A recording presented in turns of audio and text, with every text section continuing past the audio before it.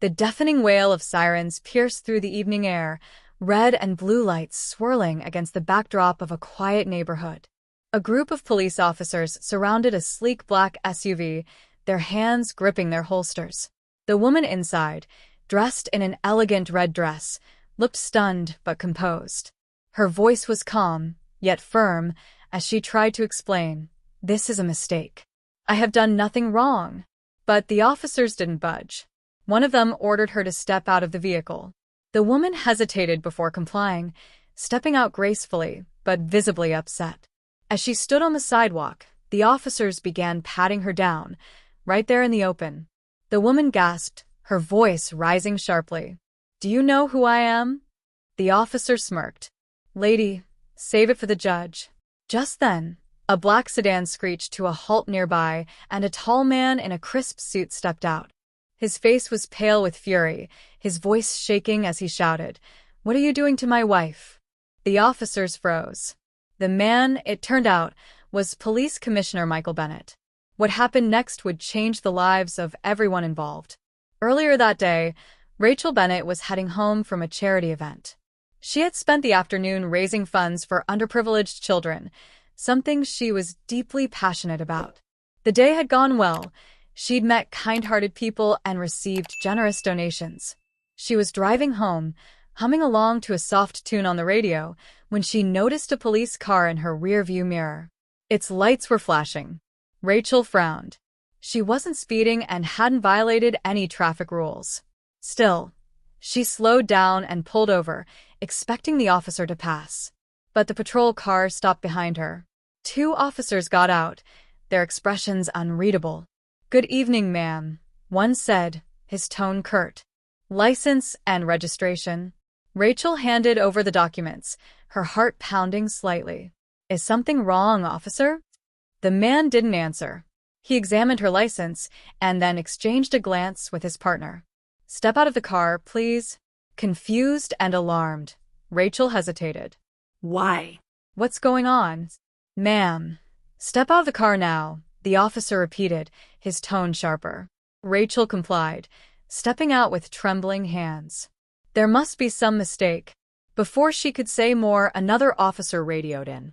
"We've got the suspect." Rachel's eyes widened. "Suspect? What are you talking about?" "We have a report of a black SUV matching this description being involved in a robbery earlier today," the officer said coldly. Rachel's jaw dropped. "That's impossible. I've been at a charity event all day." The officers weren't interested in her explanations. They began to search her car, rummaging through her belongings. Her heart sank as she saw them disrespectfully toss aside the neatly packed items she'd brought from the event. By now, a small crowd had gathered, watching the scene unfold. Rachel felt humiliated. She tried to remain calm but couldn't suppress the anger bubbling inside her. She thought of calling her husband but hesitated. Michael was in a meeting with city officials about a critical case and hated being disturbed. One of the officers walked back to her. "We're going to need to search you, ma'am." Rachel's breath hitched. "This is unnecessary. I'm not a criminal." The officer didn't respond, merely gesturing for her to turn around. Rachel clenched her fists but complied. As the pat-down began, she closed her eyes, willing herself not to cry. She could hear the murmurs from the crowd growing louder. It was humiliating. Suddenly, a bystander spoke up. "Hey, isn't that Rachel Bennett? The commissioner's wife?" The officers paused briefly, but then continued. "I don't care if she's the president's wife," one muttered. The crowd began to murmur. Phones were out, recording the entire ordeal. Rachel's cheeks burned as she heard someone mutter, "This isn't right." Just then, her phone buzzed in her purse, which had been left on the hood of her car. One of the officers grabbed it and glanced at the screen. "Commissioner Bennett," he read aloud. "Looks like hubby's calling." Rachel's stomach dropped. The officer answered the call. "Hello, sir. We've detained a woman claiming to be your wife." Before he could finish, Michael's voice erupted through the phone, loud enough for everyone nearby to hear. "What? Let me speak to her." "Now." The officer hesitated, but handed the phone to Rachel. She took it with shaky hands, her voice trembling. "Michael, they think I'm a suspect in a robbery." "I'm on my way," he said, his tone cold and furious. Don't let them touch you again. Rachel hung up, her heart racing. Within minutes, Michael arrived, his face a mask of rage. The sight of him stepping out of his car silenced the murmuring crowd. His authority was palpable, his anger barely contained. "Who's in charge here?" he demanded, his voice like thunder. One of the officers stepped forward, his face pale. "Sir, we—" Michael cut him off. "Do you have any idea what you've done?" The officer stammered, trying to explain their mistake. "Sir, we thought—" "You thought wrong," Michael barked, stepping closer. "This is my wife. She is no suspect. She is no criminal. You've humiliated her in front of a crowd. Do you understand the gravity of this situation?" The officers were silent, their faces drained of color. Michael turned to Rachel, his voice softening. "Are you okay?" Rachel nodded but couldn't bring herself to speak. The crowd watched, breathless, as Michael turned back to the officers. "There will be consequences for this. Count on it." Rachel's knees felt weak, and she leaned against the car. The emotions of the day were overwhelming. Michael's fury was terrifying, but deep down, she felt a flicker of gratitude. Then, just as it seemed the situation couldn't get any worse, one of the bystanders stepped forward. "Commissioner Bennett, with all due respect, your wife wasn't the only one mistreated today. This kind of thing happens to regular people all the time and no one cares." The words hung in the air, heavy and piercing. Rachel and Michael exchanged a glance, both realizing the truth in the statement. Michael's jaw tightened. We'll talk about that. "But first, I need to handle this." As the officers began to stammer apologies, Rachel felt a mix of emotions, anger, sadness, and something unexpected, a sense of responsibility. She had the power to bring change, to ensure no one else went through such an ordeal. But first, she had to face the storm that was about to come. What Michael did next left everyone stunned, and the events that followed would shake the entire department to its core. Michael's icy glare swept across the officers as he stood tall, commanding the scene. The silence was suffocating, broken only by the distant hum of traffic. Then, with deliberate calm, he spoke. "Every one of you will write a full report of what just happened," he said, his voice a cold blade cutting through the tension. "And you'd better be honest, because I'll personally review each one." The officers nodded, their faces pale, but the humiliation wasn't over. Michael turned to the bystanders who had been recording the incident. "If anyone here has footage of what transpired, please share it with my office. Justice must be served, not just for my wife, but for anyone who has suffered under misuse of authority." The crowd murmured, some nodding in agreement. Several people stepped forward, offering to send their recordings. Rachel watched in awe, her emotions conflicted. She admired Michael's resolve, but the public spectacle made her stomach churn. Suddenly, a voice cut through the crowd. "How convenient that now something will be done because it happened to your wife." Michael turned sharply to face the man who had spoken. It was the same bystander who had confronted him earlier. He was tall, with a worn baseball cap and weathered clothes, and his eyes held a mixture of bitterness and pain.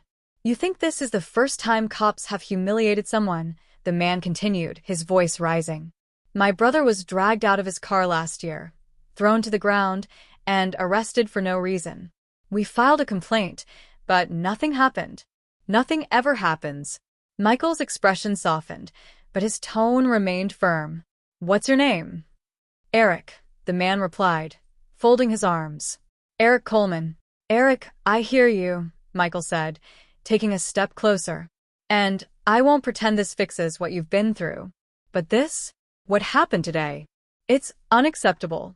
Not just because it's my wife, but because it's wrong, no matter who it happens to."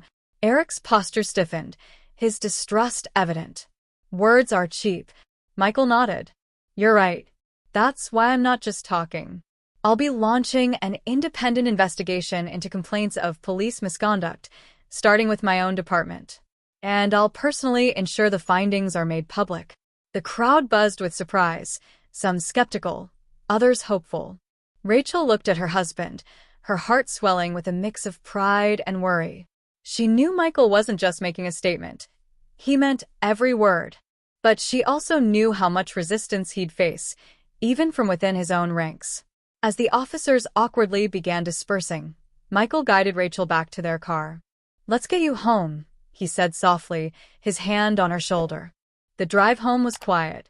Rachel stared out the window, her mind racing. She could still feel the humiliation of being searched in public, the weight of judgmental eyes on her. But Eric's words lingered in her mind. How many others had been through worse? When they arrived home, Michael sank into the living room couch, his shoulders heavy with the day's events. Rachel sat beside him, her hand resting on his.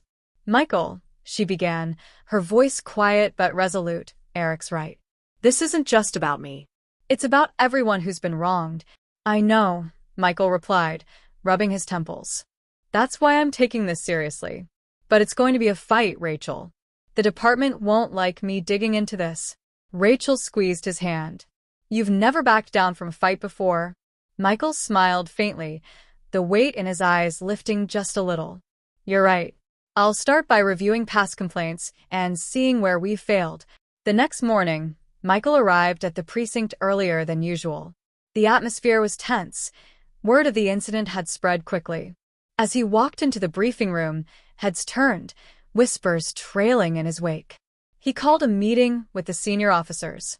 Once everyone was gathered, Michael addressed them with unwavering authority. "Yesterday, my wife was wrongly stopped, searched, and humiliated," he began, his voice echoing in the room.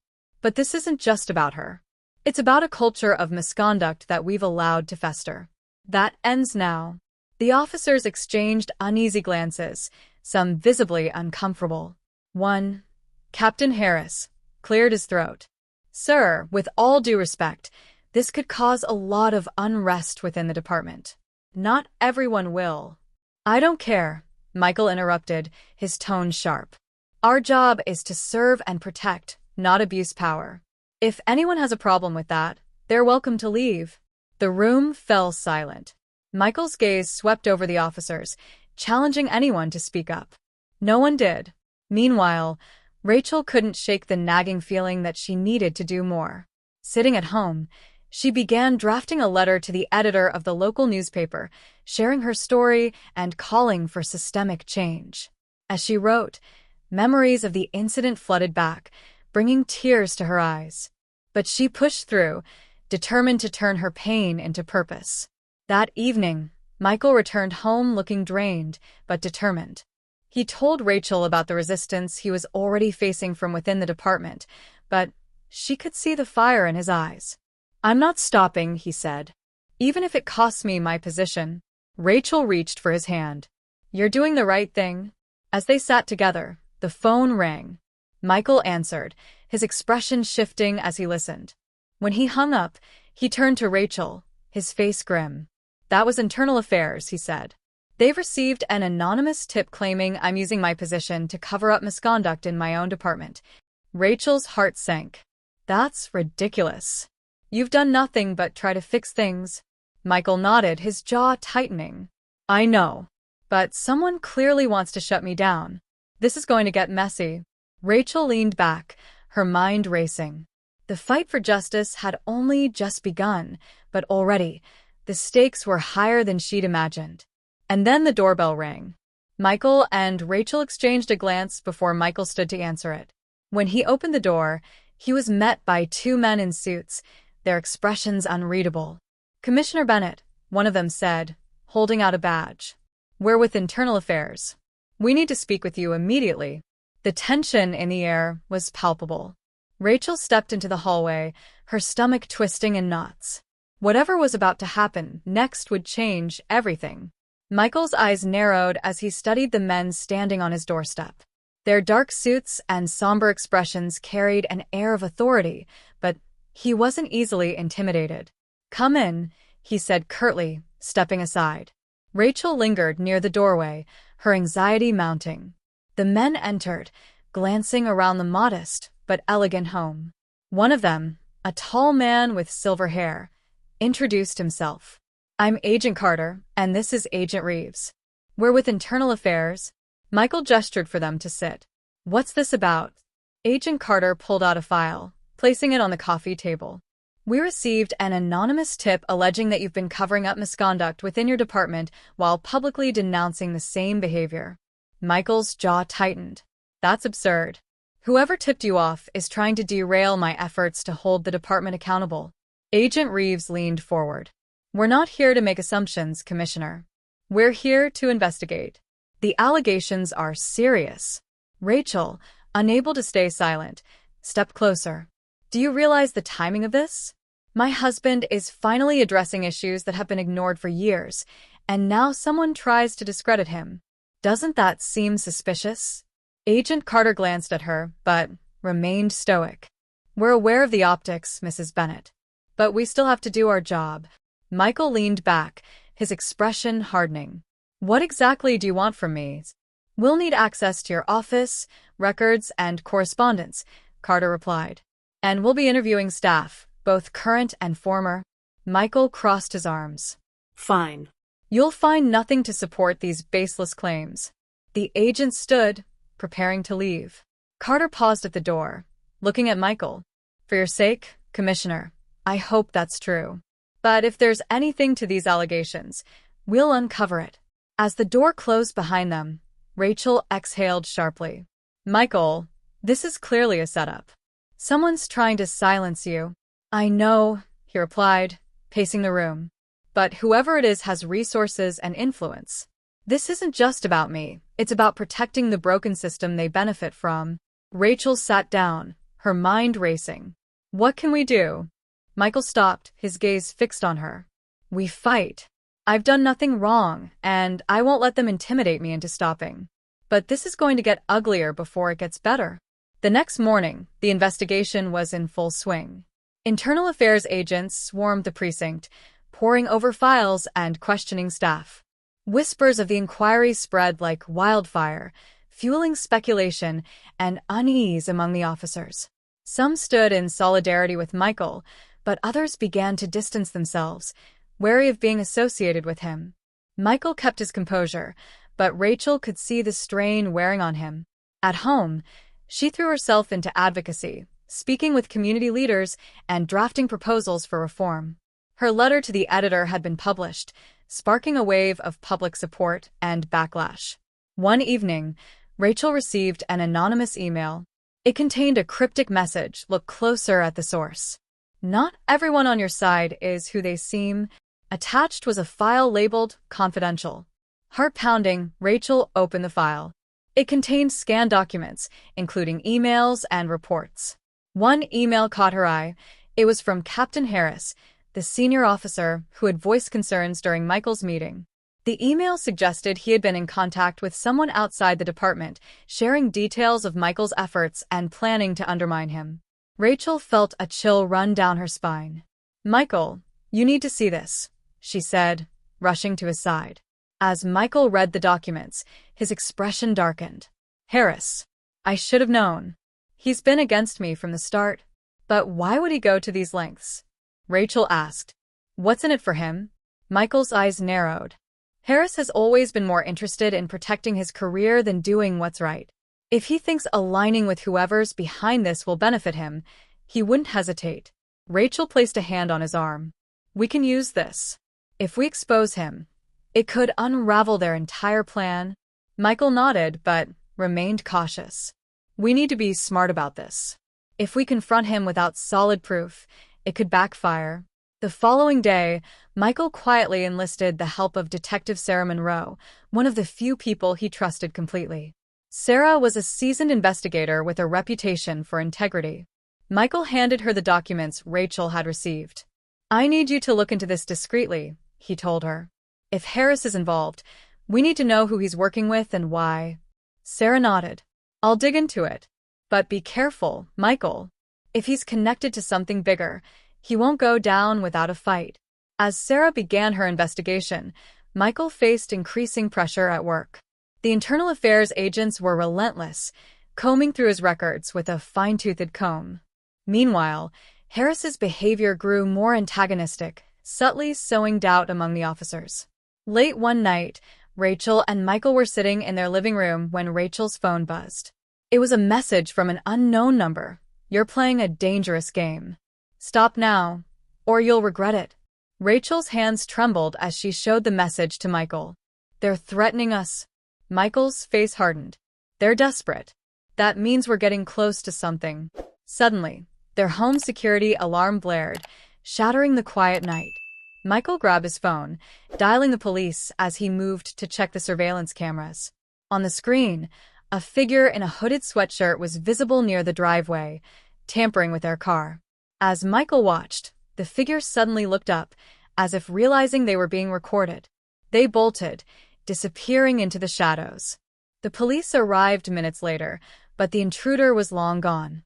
Michael reviewed the footage with the responding officers, his jaw tightening as he recognized the figure's build and gait. It was eerily similar to Harris. The officer on the scene glanced at Michael. Do you think this could be connected to the investigation? Michael nodded grimly. It's more than likely. Rachel sat on the couch, clutching a blanket around her shoulders. Michael, this is escalating. They're not just trying to discredit you anymore. They're trying to scare us. Michael sat beside her, wrapping an arm around her. We won't let them win. But we need to be ready for whatever comes next. What neither of them realized was that the events of that night were just the beginning. As Sarah uncovered a shocking connection between Harris and a powerful figure in the city, an even more sinister plot began to unfold, one that would test Michael and Rachel's resolve like never before. The morning after the break-in, Detective Sarah Monroe arrived at Michael's office with a grim expression. She shut the door behind her and laid a stack of documents on his desk. "You're not going to like this," she said, her voice low. Michael leaned forward, bracing himself. "What did you find?" Sarah flipped through the papers until she reached a printout of financial records. Harris has been receiving payments from a shell company linked to none other than Councilman Victor Langston. Michael's heart sank. Langston was a powerful figure in the city, known for his polished public image and whispered rumors of corruption. Langston? Why would he involve himself in this? Sarah leaned back, crossing her arms. Langston has been pushing for a police privatization initiative, contracting out certain law enforcement functions to private security firms. If your reform efforts gain traction, it could derail his plans. Harris is just a pawn in his game.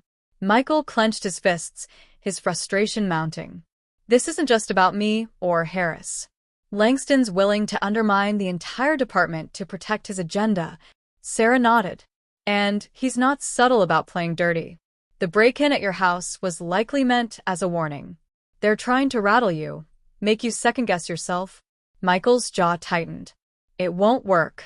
We need more evidence to expose him. Sarah tapped the file.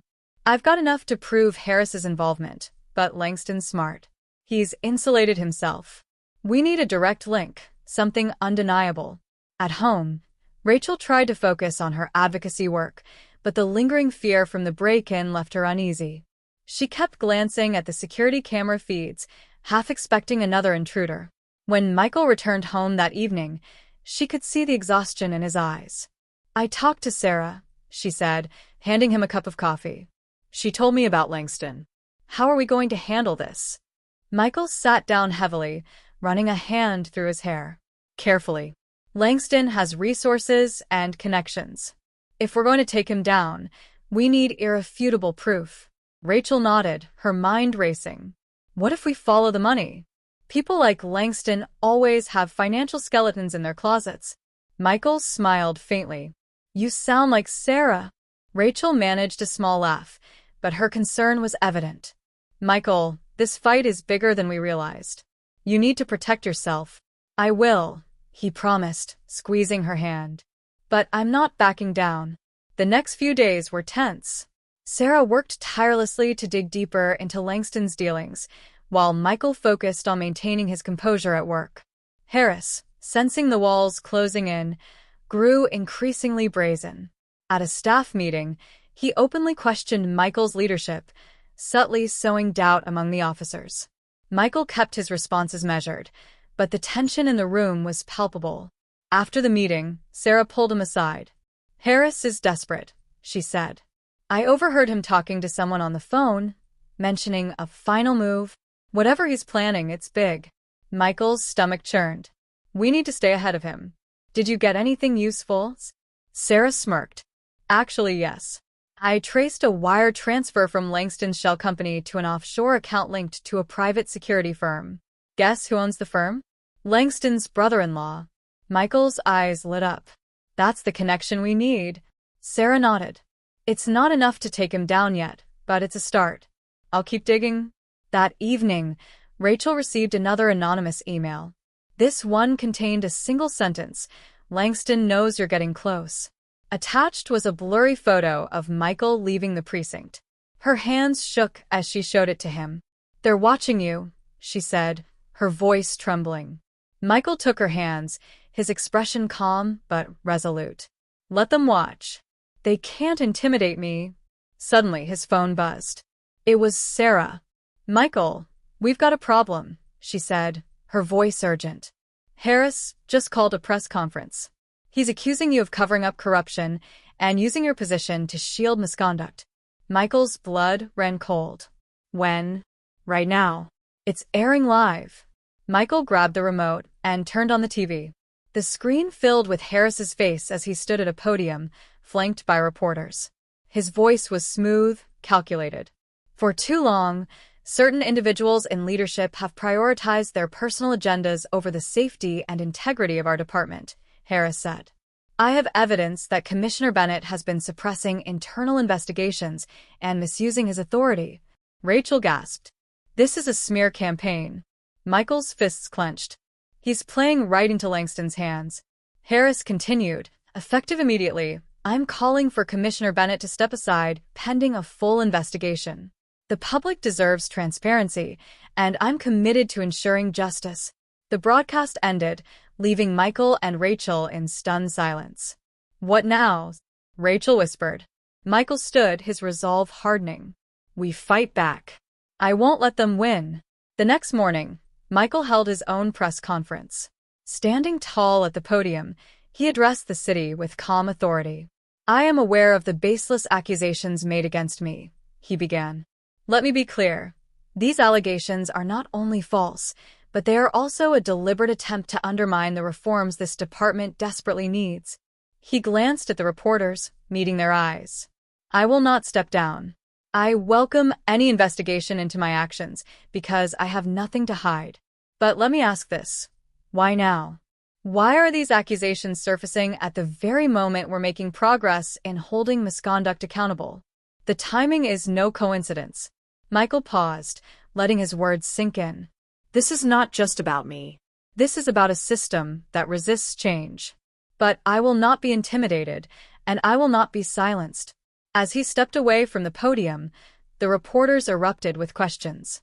Michael ignored them, walking back to his car. Rachel was waiting for him inside. You were amazing, she said, her voice full of pride. Michael smiled faintly, but the weight of the battle ahead was clear in his eyes. Thanks, but this isn't over. As they drove away, Sarah called. Michael, I just uncovered something big.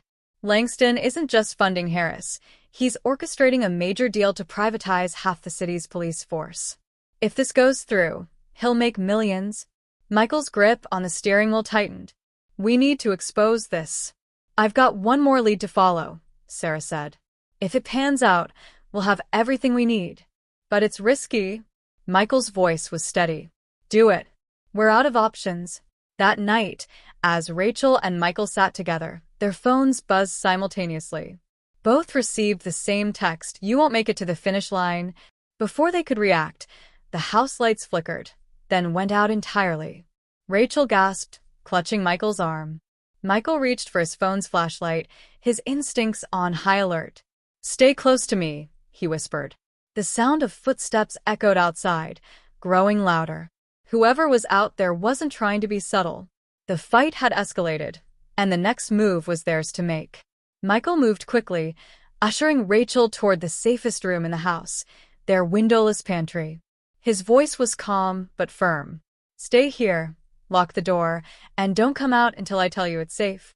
Rachel's eyes were wide with fear, but she nodded, gripping his arm tightly. Be careful. Michael grabbed his firearm from the safe near the kitchen, then turned off the flashlight on his phone. He crouched low, his ears straining to pick up the sound of the intruders. The footsteps were deliberate, heavy, and purposeful. Whoever was outside wasn't just trying to scare them. They were there with intent. A sudden crash shattered the tense silence. The sound came from the living room, where the front window had been broken. Michael crept toward the noise, his weapon drawn. He could see the silhouette of a man climbing through the window, his movements cautious but confident. "Police?" Michael barked, stepping into the room. "Drop whatever you're holding and get on the ground." The intruder froze, momentarily startled. Then, in a move that sent Michael's heart racing, the man reached into his jacket. Michael fired a warning shot into the ceiling. "Don't even think about it." The man hesitated but slowly raised his hands, backing toward the broken window. Before Michael could approach, another sound came from the back of the house, a second intruder. Michael swore under his breath. "How many of you are there?" The first man smirked. "Enough." Michael advanced, his weapon steady. But the man made a sudden leap back through the broken window, disappearing into the darkness. Michael spun toward the hallway, where he could hear muffled thuds, footsteps heading toward the pantry. "Rachel!" Michael shouted, sprinting toward the sound. Inside the pantry, Rachel was trembling as she held her phone, trying to dial 911. She had heard the gunshot and felt the vibration of footsteps approaching. Her hands shook as the call connected. "This is 911. What is your emergencies?" "Someone's in our house," Rachel whispered, her voice barely audible. "Please, send help." As she spoke, the doorknob rattled. Rachel's heart leaped into her throat. She pressed herself against the back wall, clutching her phone like a lifeline. "Ma'am, are you safe? Is there a lock on the door?" the dispatcher asked. Rachel barely heard the words. She was focused on the shadow moving under the door. Then, the pounding began, loud, forceful blows that made the door shake. She could hear the wood splintering. Her breath came in short gasps. Suddenly, the pounding stopped. Rachel froze, straining to hear any sound. Then, without warning, the door burst open. The intruder stepped inside, wearing a ski mask and holding a crowbar. Rachel screamed, but at that exact moment, Michael appeared behind him. Without hesitation, Michael tackled the man to the ground, wresting the crowbar from his grasp.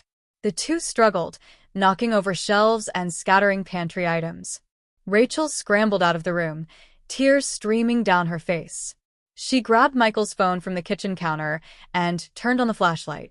As the beam of light illuminated the fight, she saw Michael pinning the man down, pressing the barrel of his gun against the intruder's temple. "Who sent you?" Michael growled. The man squirmed but didn't answer. Michael pressed harder. "Talk." Before the man could respond, the sound of sirens filled the air, growing louder by the second. The man twisted suddenly, managing to break free. He bolted toward the back door, shoving past Rachel in the process. Michael chased after him, but the intruder was fast, disappearing into the night just as the police arrived. The house was soon swarming with officers, their radios crackling as they secured the perimeter. Detective Sarah Monroe was among the first to arrive, her face a mask of concern. "Are you two okay?" she asked, scanning Michael and Rachel for injuries. "We're fine," Michael replied, though his voice was tight. But they were sending a message. "This wasn't just a break-in." Sarah nodded grimly. "Did you recognize them?" "No," Michael said, shaking his head. "They were masked, but one of them mentioned there were more." This was coordinated. Rachel, still shaken, sat on the couch, clutching a blanket around her shoulders. "They knew where to find us. They knew everything." Sarah placed a reassuring hand on her arm. "We'll get to the bottom of this, I promise." Michael turned to one of the officers. "Get the surveillance footage from the house and the neighborhood. I want to know where they came from and how they left." As the police processed the scene, Sarah pulled Michael aside. "This is Langston's work, isn't it?" Michael nodded. "It has to be. He's escalating because we're getting closer to exposing him." Sarah hesitated. "I found something else. The offshore account tied to Langston's brother-in-law? It's linked to another shell company that's been funding Harris's smear campaign.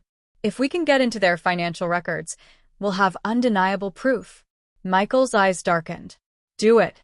Whatever it takes. Sarah frowned. It won't be easy. Langston's got a team of lawyers protecting his assets. Michael placed a hand on her shoulder. We've come this far. I trust you. The next day, as Rachel tried to go about her routine, she couldn't shake the lingering fear. Every noise, every shadow felt like a threat.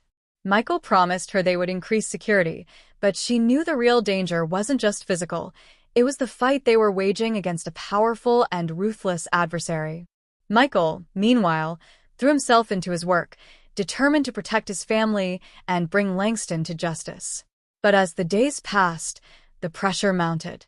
More officers began siding with Harris, and Langston's influence seemed to grow stronger.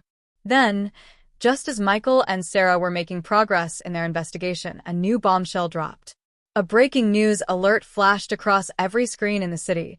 Anonymous source alleges Commissioner Michael Bennet misused public funds for personal gain. Michael stared at the television, his face pale. Rachel rushed to his side, her voice shaking. This is another lie, isn't it? Michael nodded slowly. It's a desperate move. But the timing is too perfect. The report claimed Michael had funneled department funds into private accounts, providing fabricated documents as evidence. The news anchor's tone was grave, suggesting the allegations were credible. This isn't just a smear, Michael said, his voice low. They're setting me up for a fall, and it's working. The phone rang. It was Sarah. Michael, we've got a bigger problem, she said urgently. The mayor just called for your suspension pending an investigation. Michael's stomach dropped. They're trying to neutralize me. Sarah's voice was steady but tense. We need to act fast. I've found something that might turn the tide. But you're not going to like what it takes to get it. What is it? Michael asked. I need to go undercover, Sarah said. If I can get into Langston's inner circle, I can find the hard evidence we need. But it's dangerous. Michael closed his eyes, torn between the risks and the potential payoff. Do it, he said finally. But be careful. As he hung up, Rachel placed a hand on his arm. We're running out of time, Michael. Whatever happens next, we need to be ready. Michael nodded, determination hardening in his gaze. We will be.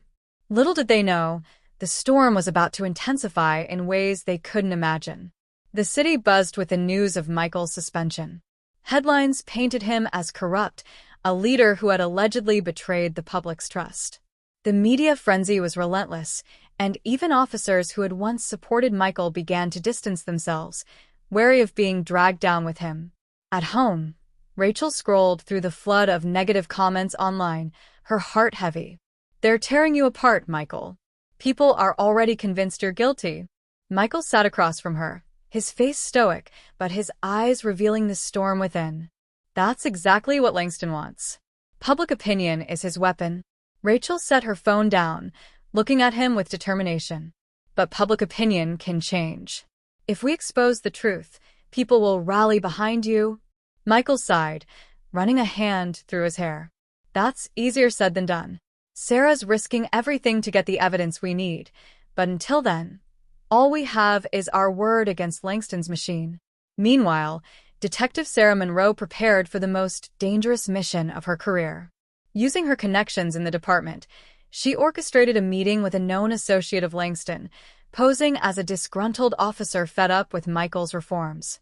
The meeting took place in a dimly lit bar on the outskirts of the city. Sarah wore plain clothes, her badge tucked away. She recognized the man immediately. Tony Russo, a mid-level operative with a reputation for doing Langston's dirty work. Tony eyed her suspiciously as she approached. You're Sarah Monroe, right? What's a straight arrow like you doing in a place like this? Sarah smirked, sliding into the booth across from him. Straight arrows get bent when they're under the wrong leadership. Bennett's a sinking ship, and I'm not going down with him.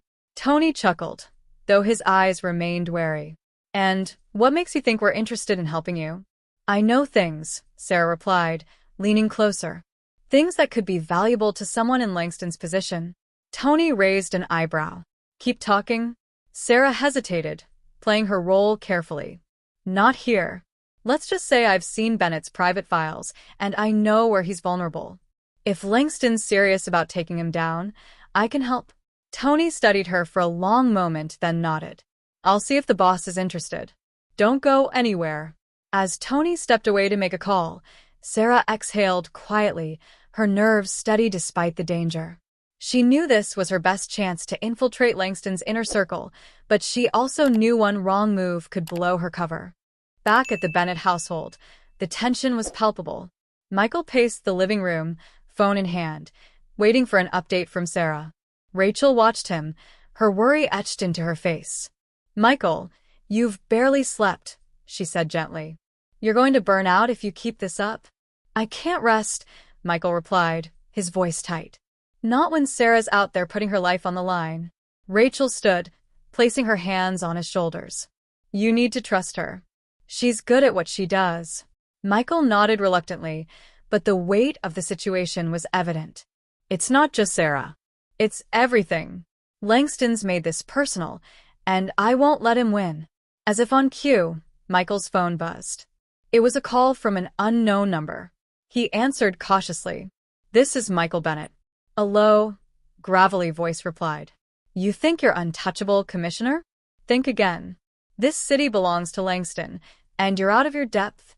Michael's grip on the phone tightened. Who is this? The voice chuckled darkly. Let's just say I'm someone who knows how the game is played. Walk away now, and maybe you'll get to keep what's left of your reputation.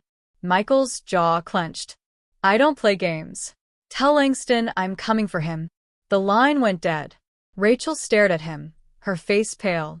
What did they say? Michael set the phone down, his expression grim. They're trying to scare me off.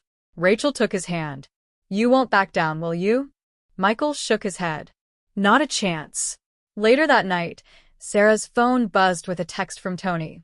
Boss wants to meet. Tomorrow night. Same place. Sarah replied with a single word. Understood. The next evening, Sarah arrived at the bar again, her heart pounding but her demeanor calm. Tony greeted her at the door, leading her to a private room in the back. Inside, Victor Langston sat at a polished wooden table, his tailored suit and confident smirk exuding power. Detective Monroe, Langston said smoothly.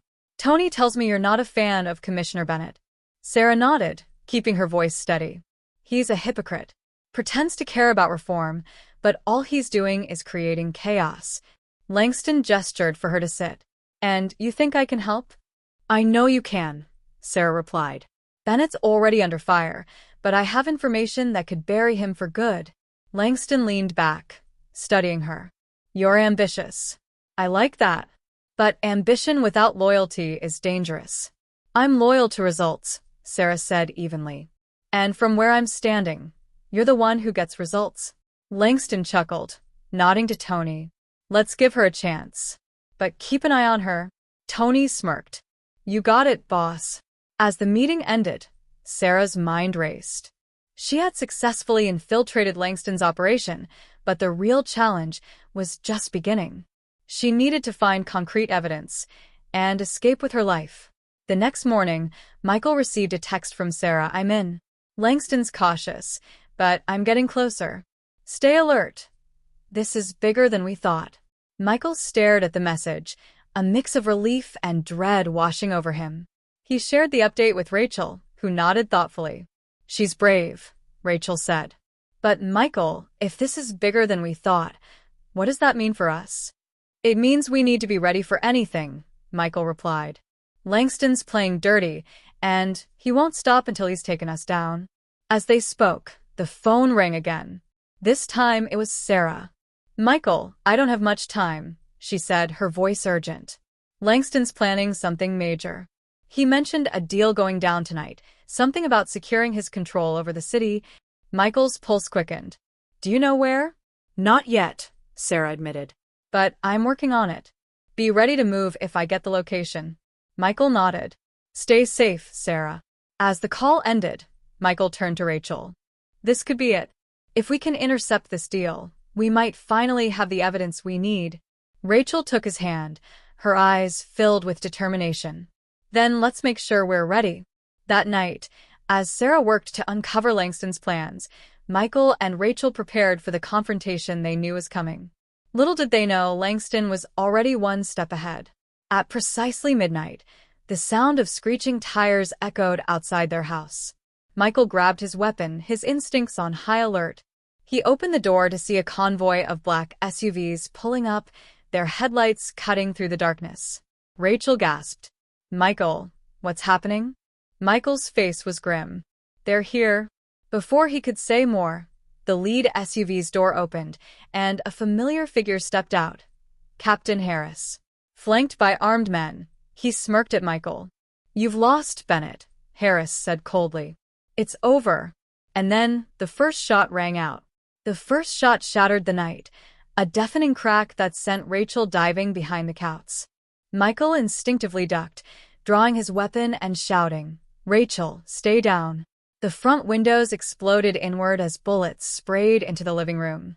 Michael crawled across the floor, keeping low, his heart pounding.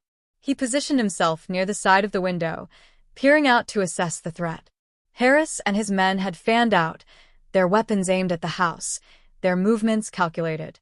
"Give it up, Bennett." Harris's voice boomed over the chaos. "You can't win this." Michael ignored him, focusing instead on protecting Rachel. He called out, his voice steady despite the danger. "Rachel, are you okay?" "I'm fine," she called back, though her voice trembled. "What do we do?" Michael's mind raced. They were pinned down, outnumbered and outgunned. He needed to buy time. He reached for his phone and dialed 911, barking their address into the receiver. "We're under attack. Multiple armed suspects. Send backup now." Outside, Harris grinned as he paced near the SUVs. "Bennett's too proud to surrender," he said to one of his men. "He's just delaying the inevitable." One of the men gestured toward the house. "Sir, we're drawing attention. If we don't move fast, the cops will be all over this." Harris scowled. "Then let's finish this. Take him out." The men advanced cautiously, their weapons raised.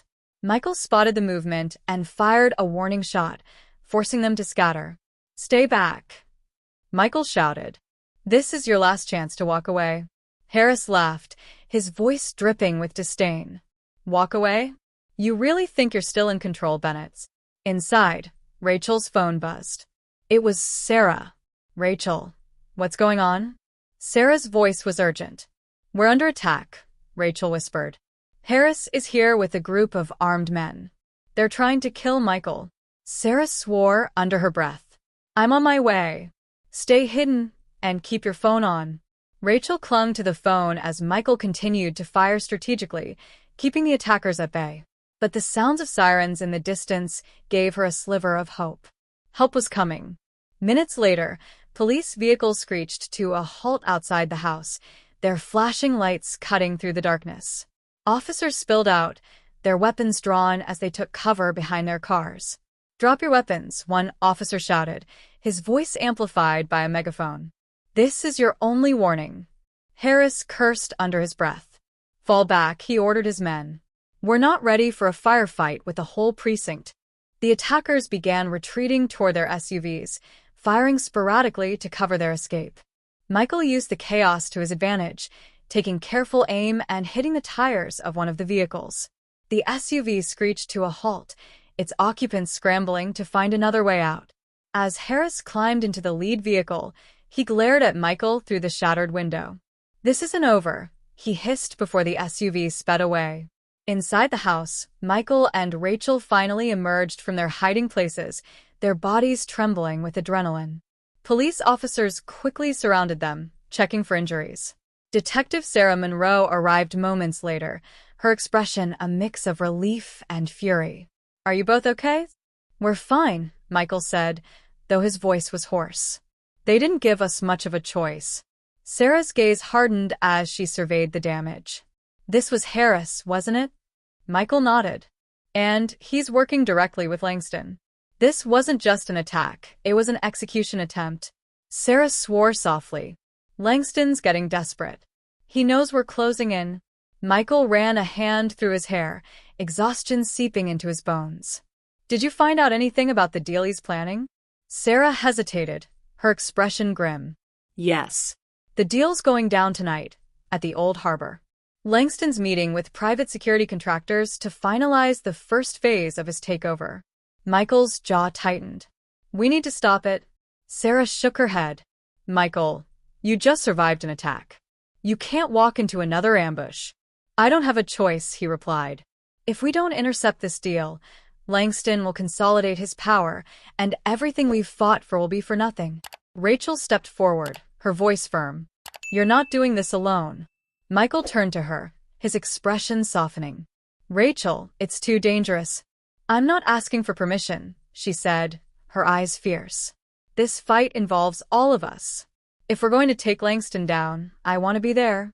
Sarah crossed her arms, her tone resolute. We'll do this together. But we need a plan. Hours later, under the cover of darkness, Michael, Rachel, and Sarah arrived at the harbor. The area was quiet, the only sounds the distant hum of the city and the lapping of water against the docks. They hid behind a stack of shipping containers, watching as black SUVs pulled up to a large warehouse. Langston stepped out of one of the vehicles, flanked by heavily armed guards. A group of men in suits emerged from the warehouse, their briefcases glinting under the dim lights. The tension was palpable as they exchanged handshakes, then began unloading crates from a nearby truck. Sarah raised her binoculars, her jaw tightening. Those crates are full of weapons. Michael nodded. This isn't just about privatization. Langston's arming his security force to control the city by any means necessary. Rachel's voice was a whisper. What do we do? Michael glanced at Sarah. Did you bring the backup? She grinned, pulling out a small device. Of course. Let's make some noise. Sarah activated the device, which sent a signal to the police units waiting nearby. Within minutes, the sound of sirens echoed through the harbor. Langston's men scrambled, shouting orders as they tried to secure the crates. Move, Michael said, leading the way as they advanced toward the warehouse. Chaos erupted as police vehicles swarmed the area. Langston's guards fired back, but the officers quickly gained control, arresting several men and securing the weapons. Langston tried to escape, but Michael intercepted him near the dock. Going somewheres? Michael asked, his weapon trained on Langston. Langston raised his hands, his face a mask of feigned calm. You've made a big mistake, Bennett. The only mistake was letting you get this far, Michael replied. It's over. As officers cuffed Langston and led him away, Rachel and Sarah joined Michael, their faces alight with relief. The battle wasn't over, but for the first time, victory felt within reach. But as they watched Langston being driven away, Sarah's phone buzzed. She glanced at the screen, her face paling. What is it? Michael asked. Sarah looked up, her voice trembling. There's been a breach at Internal Affairs. All the evidence we've collected. It's gone. Michael felt as though the ground beneath him had vanished. Gone, he repeated, his voice sharp with disbelief. What do you mean gone? Sarah shook her head, her face pale. It's wiped. Every document, every file, every piece of evidence we collected on Langston and Harris. Someone broke into the Internal Affairs servers. Rachel's breath caught. They've been a step ahead of us this entire time. How is that even possible? Michael clenched his fists, his mind racing. Langston had this contingency planned. He knew we were closing in. Taking him into custody wasn't enough. He's still pulling strings. Sarah's phone buzzed again. She glanced at the screen, her jaw tightening. It's the precinct. Langston's lawyers are already filing motions for his immediate release. They're claiming unlawful arrest, lack of evidence, everything. Michael rubbed his temples, the weight of the situation bearing down on him. If we lose him now, he'll disappear. He'll regroup and come back even stronger. Rachel stepped forward, her eyes blazing. Then we don't lose him. There has to be another way. Back at their home, Michael, Rachel, and Sarah sat around the dining table, strategizing. The air was heavy with tension, but determination burned in their eyes. We need to rebuild the case from scratch, Michael said. We've still got the testimony of the officers who were there tonight, and we can tie the weapons to Langston's shell companies. It's not enough, Sarah replied, frustration evident in her tone. Without the financial records, we can't prove the connection between Langston, Harris, and the private security firms. The charges won't stick. Rachel drummed her fingers on the table, deep in thought. What about Langston's inner circle? Is there anyone who might turn on him if the pressure's high enough? Sarah frowned. Langston surrounds himself with loyalists, people who owe their livelihoods to him. But she hesitated, a glimmer of an idea forming. But what? Michael pressed. There's one person, Sarah said slowly. Tony Russo. He's not as deeply entrenched as the others. He's in it for the money, not the loyalty. If we offer him immunity, he might talk. Michael considered this. Do you trust him? Sarah shook her head. Not even a little. But I trust his self-interest. The next day, Sarah arranged a meeting with Tony Russo. They chose a neutral location, a bustling diner on the outskirts of the city. Michael and Rachel waited nearby, monitoring the situation from a discreet distance. Tony arrived late, sliding into the booth across from Sarah with a smug grin. Detective Monroe. To what do I owe this honors? Sarah kept her expression neutral. We need to talk, Tony. Talk. After the stunt you pulled at the harbor last night? Tony laughed, leaning back in his seat. You've got guts, I'll give you that. You're in over your head, Sarah said bluntly. Langston's going down, and when he does, he'll take you with him. Tony's grin faltered for a moment before he recovered. Langston's untouchable. You might have him in custody now, but it won't last. Sarah leaned forward, her voice low and firm. It will if you help us. Testify against him. Give us the missing pieces we need to lock him up for good. In return, we'll protect you, and you'll walk away clean. Tony's eyes narrowed. And if I say no? You know how this ends, Sarah said, her tone icy. Langston won't protect you when things get messy. He'll sacrifice you to save himself, and you know it. Tony stared at her for a long moment, weighing his options. Finally, he sighed. What kind of immunity are we talking? Sarah smirked. The kind that keeps you out of prison. But you need to decide now. Tony hesitated, then nodded reluctantly. Fine. I'll talk. But you'd better hold up your end of the deal. That evening, Tony was escorted to the precinct under heavy guard. In the interrogation room, he began to spill everything he knew. The money laundering schemes, the offshore accounts, and the private security firms Langston had been using to consolidate his power. Michael, watching from behind the one-way mirror, felt a flicker of hope. This is it, he said to Sarah. This is what we need. Sarah nodded but remained cautious. It's a start. But Langston's legal team will fight this tooth and nail. We need to make sure Tony's testimony holds up in court. As the wheels of justice began turning, Langston sat in his cell, his expression calm and calculated. When his lawyer arrived, Langston leaned forward, speaking in a low voice. They've got Russo talking, Langston said. Take care of it. The lawyer's face tightened. You mean? You know exactly what I mean, Langston said coldly. Make sure he doesn't live to testify. The next morning, Sarah received a frantic call from the precinct. It's Russo, the officer on the other end said. He's dead. Michael, who had been listening in, felt a surge of dread. What happened? They're calling it a heart attack, the officer said, his voice uneasy. But there's something off about it. No one saw anything, but the timing is too perfect. Michael slammed his fist against the table. Langston's covering his tracks. Sarah's face was pale, but her voice was resolute. Then we'll find another way. He won't win. As the day unfolded, Michael and Sarah worked tirelessly to salvage the case. But as they dug deeper, they discovered a new lead, one that tied Langston to an even larger conspiracy involving high-ranking officials in the city. Rachel, who had been researching on her own, rushed into the room with a printout. You need to see this, she said breathlessly. Michael scanned the document, his eyes widening. This changes everything. Sarah leaned over his shoulder, reading quickly.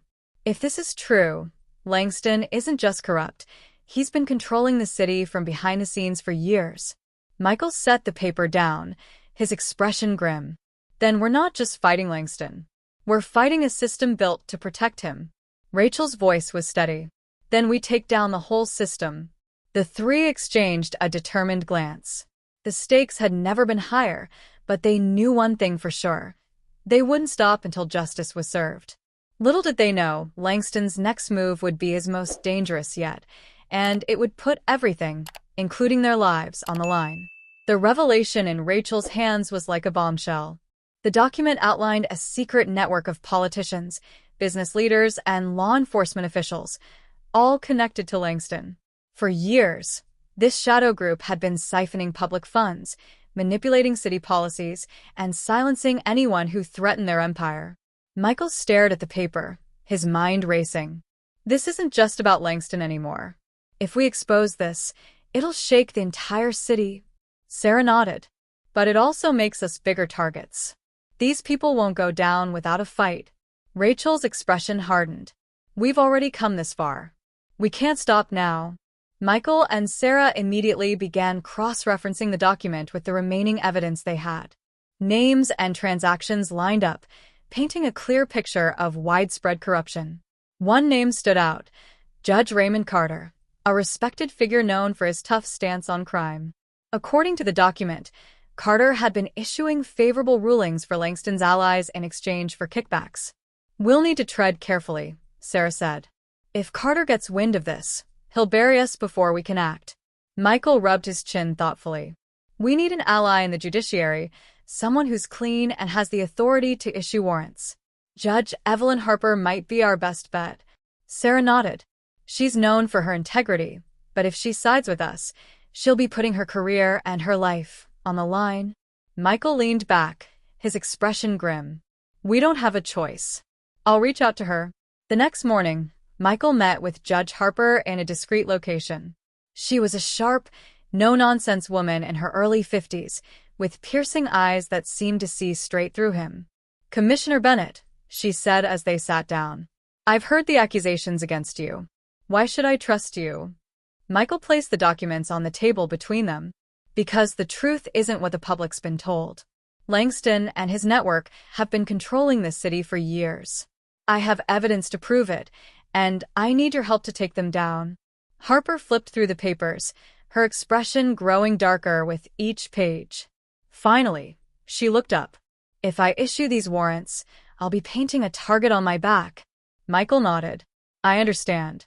But you'll be helping to expose one of the biggest corruption rings this city has ever seen." Harper sat silently for a moment, then exhaled. "I'll do it. But you'd better have an airtight case." With Harper's cooperation, the team moved quickly.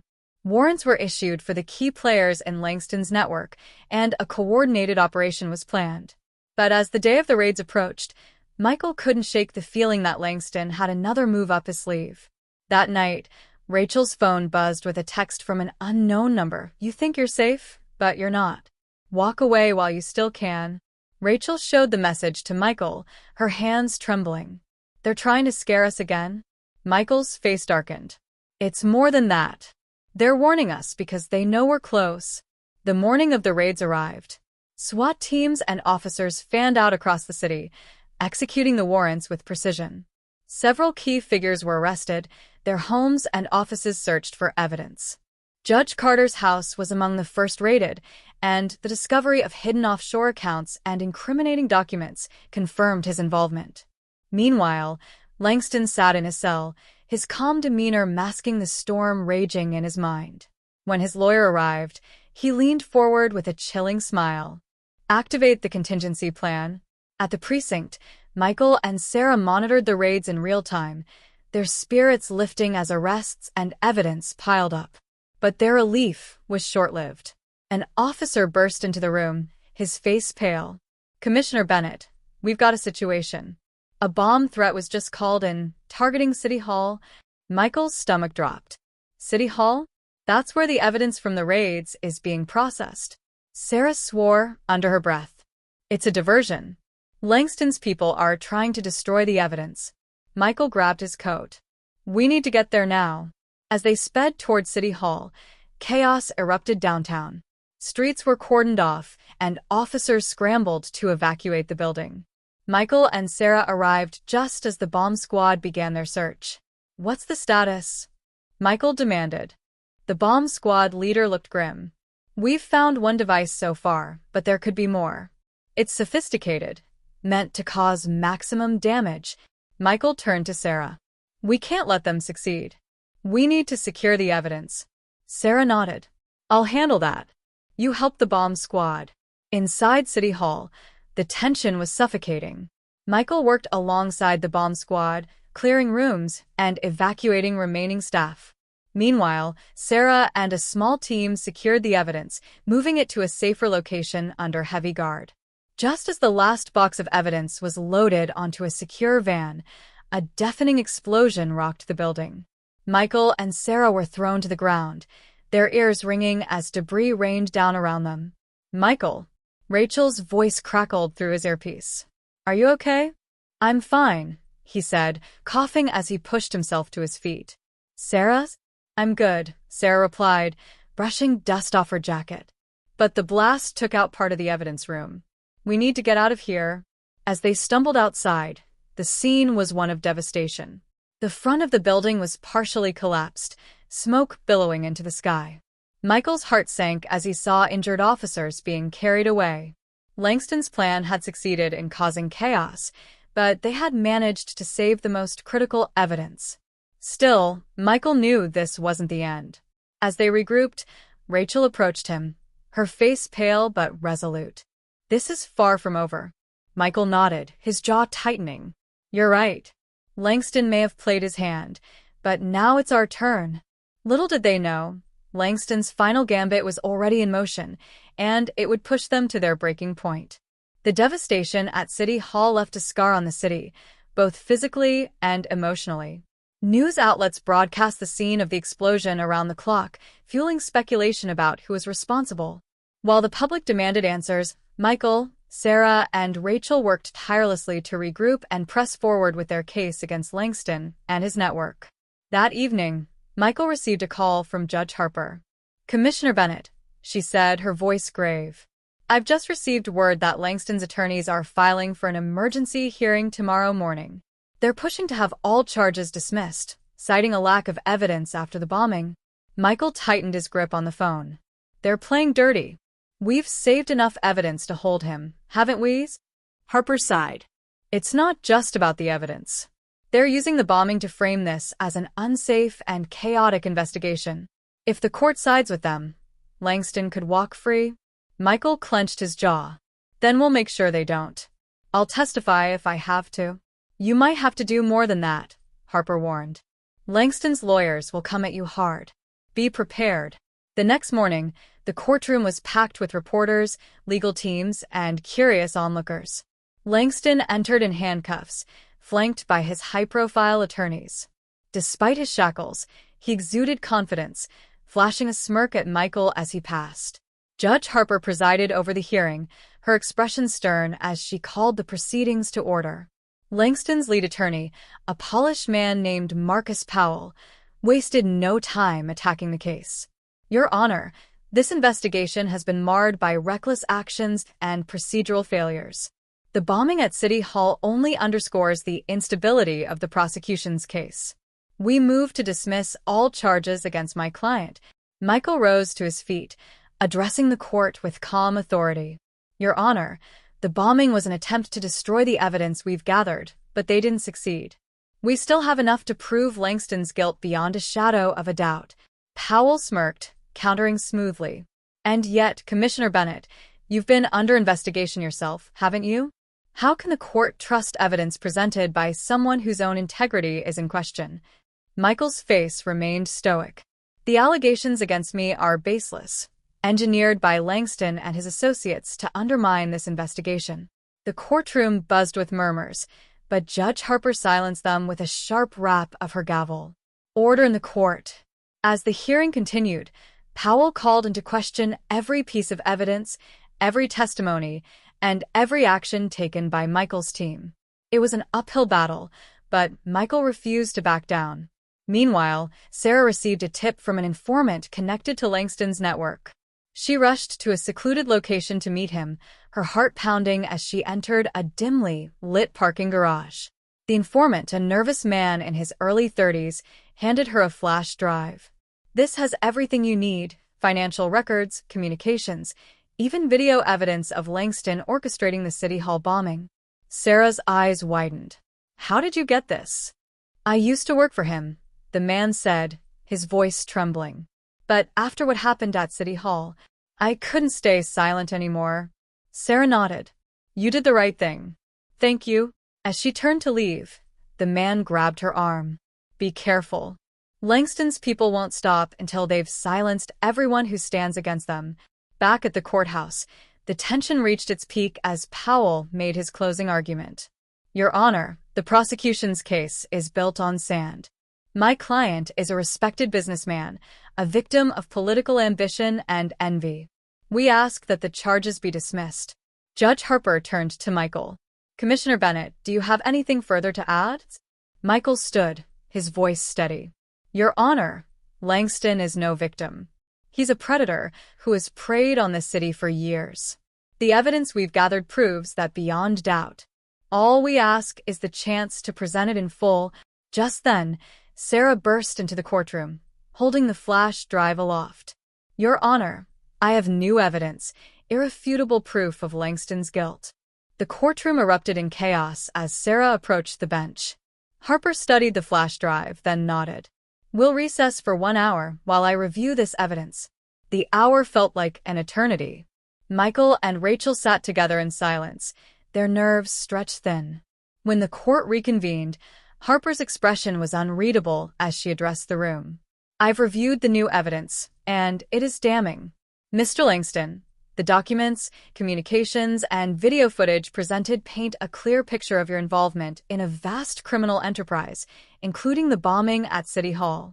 Your motion to dismiss is denied, and additional charges will be filed against you. Langston's smirk vanished, replaced by a flicker of panic. Powell whispered furiously in his ear, but it was clear that the tide had turned. Harper continued, her voice firm.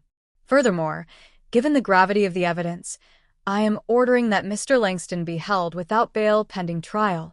The courtroom erupted in cheers, but Michael's victory was tempered by the knowledge that the battle wasn't over. Langston's network was still out there, and they wouldn't go down without a fight. That night, as the city buzzed with news of Langston's defeat in court, Michael, Rachel, and Sarah gathered in their living room. They knew they had dealt a significant blow, but the fight was far from finished. This is just the beginning, Michael said, his voice resolute. Langston's empire is crumbling, but we need to make sure it's destroyed completely. Rachel nodded, her eyes filled with determination. We've come this far. We won't stop now. But even as they celebrated their small victory, a shadow loomed. Langston's allies were regrouping, and their next move would test Michael and his team like never before. The fallout from Langston's defeat in court sent shockwaves through the city. News outlets ran headlines declaring the unraveling of his criminal empire, and social media buzzed with praise for Michael and his team. But while the public celebrated, Michael knew better than to let his guard down. Langston might have been denied bail, but his network was vast and resourceful. The fight was far from over. The next morning, Michael received an unexpected call from Detective Sarah Monroe. Her voice was tense. Michael, we've got a situation, she said. One of our key witnesses, Tony Russo's former associate, has gone missing. He was supposed to testify today. Michael's stomach sank. Do we have any leads? None, Sarah replied. But I don't think it's a coincidence. Langston's people are still out there, and they're cleaning house. Michael exhaled sharply. We need to protect everyone connected to this case. Start with Judge Harper. She's a prime target. I'm on it, Sarah said. Later that day, Michael and Rachel met with Judge Harper at a secure location. The judge was visibly shaken but determined. I knew this case would make me enemies, she said, but I didn't expect them to come for me so soon. Michael leaned forward, his tone reassuring. We're going to keep you safe. Langston's network is crumbling, and they're desperate. That's why they're acting out, Rachel added, and people are starting to see the truth. The more we expose them, the less power they have. Harper nodded, though her hands trembled slightly. I just hope we can finish this before they silence us all. Meanwhile, Sarah continued investigating the disappearance of the witness. Her instincts led her to an abandoned warehouse on the outskirts of town, a known meeting spot for Langston's associates. She arrived under the cover of night, her weapon drawn and her senses on high alert. The warehouse was eerily quiet, the faint sound of dripping water echoing through the cavernous space. Sarah spotted a black SUV parked outside and approached cautiously. Inside, she found the missing witness, bound and gagged but alive. "Hang tight," she whispered as she freed him. "We're getting out of here." Just as she was about to leave, the sound of footsteps made her freeze. A group of Langston's men entered the warehouse, their voices low and menacing. "She's in here," one of them said. "Spread out." Sarah's pulse quickened. She guided the witness behind a stack of crates and whispered, "Stay quiet." Drawing her weapon, she prepared for the confrontation. The men fanned out, their flashlights cutting through the darkness. Sarah waited until one of them passed her hiding spot, then struck quickly, disarming him and knocking him unconscious. The commotion drew the attention of the others, and a chaotic firefight ensued. Sarah moved with precision, taking down the men one by one. By the time backup arrived, the warehouse was secured, and the witness was safely in custody. "You're lucky to be alive," Sarah said to him as they left the scene. "But this isn't over. You'll need to testify." "I will," the man said, his voice shaky. "Langston has to pay for what he's done." Back at the precinct, Michael and Rachel reviewed the latest developments. The rescue of the witness was a critical victory, but the stakes were only getting higher. Rachel placed a hand on Michael's arm. "We're so close. I can feel it." Michael nodded, though his expression remained grim. "Close isn't enough. Langston's people won't stop until they've destroyed everything and everyone standing in their way." The following day, Langston's trial began. The courtroom was packed, the tension palpable as the prosecution presented its case. Witnesses detailed Langston's schemes, and the evidence Sarah had secured painted a damning picture. But Langston's defense was relentless, using every trick in the book to discredit the witnesses and muddy the waters. Powell, his lead attorney, was a master of manipulation, twisting facts and casting doubt wherever he could. As the trial progressed, it became clear that Langston had one last card to play. On the final day of the trial, just as the prosecution rested its case, Langston himself took the stand. His demeanor was calm, his voice smooth as he delivered a carefully crafted statement. "This entire case is a fabrication," he said, addressing the jury. "A desperate attempt by Commissioner Bennett to save his failing career. The so-called evidence against me is circumstantial at best, and the witnesses have been coerced." Langston's words cast a shadow of doubt over the courtroom, and Michael felt the weight of the moment. He knew the jury's decision would come down to one thing, whether they believed Langston or the mountain of evidence against him. That night, as the jury deliberated, Michael, Rachel, and Sarah gathered in their living room, the exhaustion of the past weeks etched into their faces. "This is it," Rachel said quietly. "Everything we've worked for." Michael nodded. "Whatever happens, we've done everything we could." Sarah's phone buzzed, breaking the silence. She glanced at the screen, her expression unreadable. "It's the jury." Michael and Rachel held their breath as Sarah answered the call. The next morning, the courtroom was silent as the jury filed in, their faces stoic. The foreman stood, holding the verdict in trembling hands. On the charge of conspiracy to commit fraud, the foreman said, "We find the defendant guilty." The courtroom erupted in cheers, but the foreman continued. "On the charges of racketeering and orchestrating the bombing at City Hall, we find the defendant guilty." Langston's face twisted in fury as the judge pronounced his sentence: life in prison without the possibility of parole. Outside the courthouse, Michael addressed the crowd of reporters. "This is a victory for justice, but it's only the beginning. Corruption like this doesn't happen in isolation. We will continue to root it out no matter how long it takes." As the cameras flashed, Rachel stepped beside him, her voice strong and unwavering. This fight was about more than just one man. It was about standing up for what's right, even when it feels impossible. But as Michael, Rachel, and Sarah walked away from the courthouse, They couldn't shake the feeling that the war was far from over. Langston's empire had crumbled, but the shadows of his network still lingered. And somewhere, in the depths of the city, his allies were already planning their next move.